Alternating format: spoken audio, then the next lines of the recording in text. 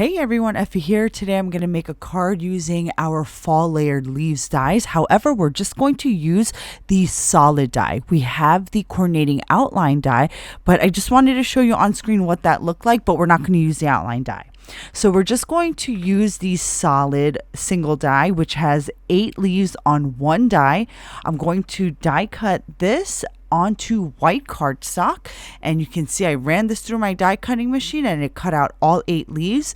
Save that negative piece for later. We're going to use it as a stencil. I'm going to place all 8 leaves onto my 7x9 inch grip mat, which just came back in stock, and I'm just going to use a combination of our Peach Blossom, Amber Citrine, Grand Fuchsia, and Meadow dye inks. I'm going to blend all of these inks onto the 8 leaf die cuts.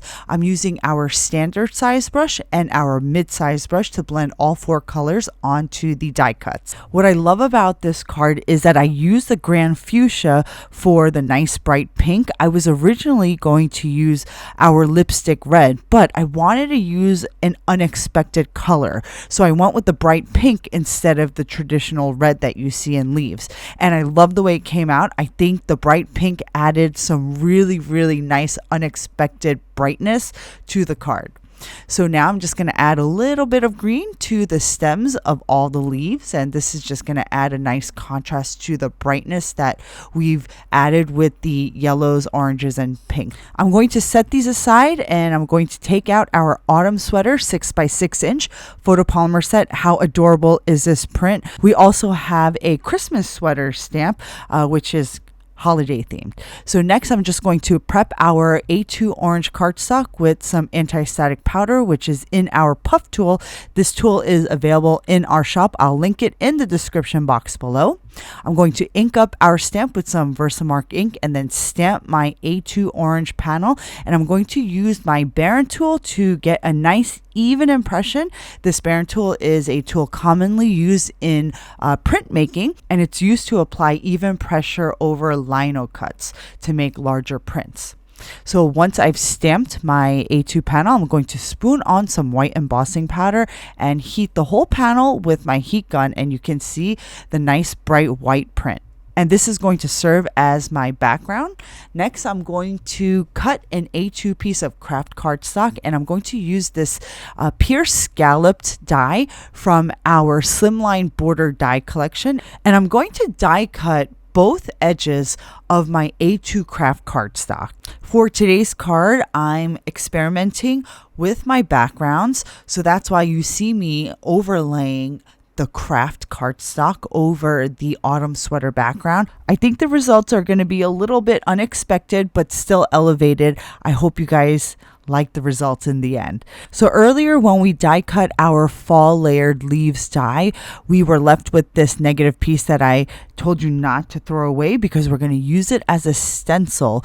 We are using our Hampton white pigment ink. I bet you guys didn't know we had a white pigment ink in our collection. Well, we do.